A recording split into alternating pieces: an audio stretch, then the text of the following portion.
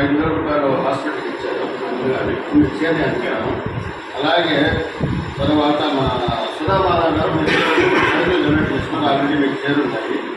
అలాగే దూగుల్ కిషోర్ గారు ఒక 1,900 రూపాయలు ఫీజు కట్టారు, స్కూల్ ఫీజు కట్టారు. ఆల్రెడీ 3 జరిగిపోయింది.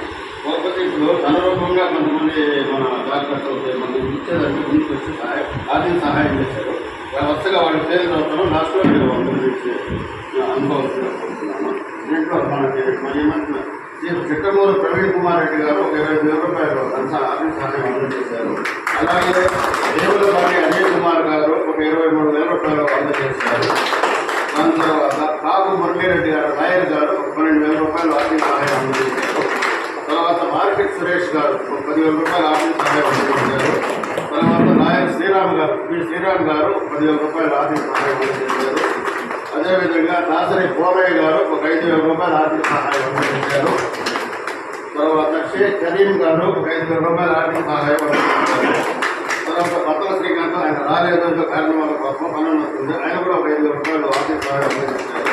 దాని తర్వాత శాంతికళ గారు ఒక 5,000 రూపాయలు ఆయన భర్త 5,000 రూపాయలు ఆర్థిక సహాయం అందజేశారు.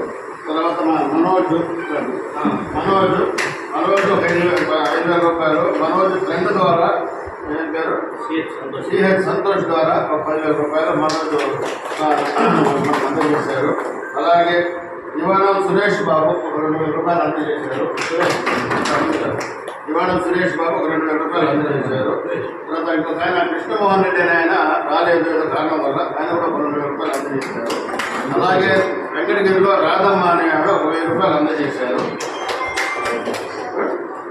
మొత్తం కలిసి 1,25,000 రూపాయలు వచ్చినాయి. అది వాళ్ళ చేతుల్లో అందజేస్తున్నాం.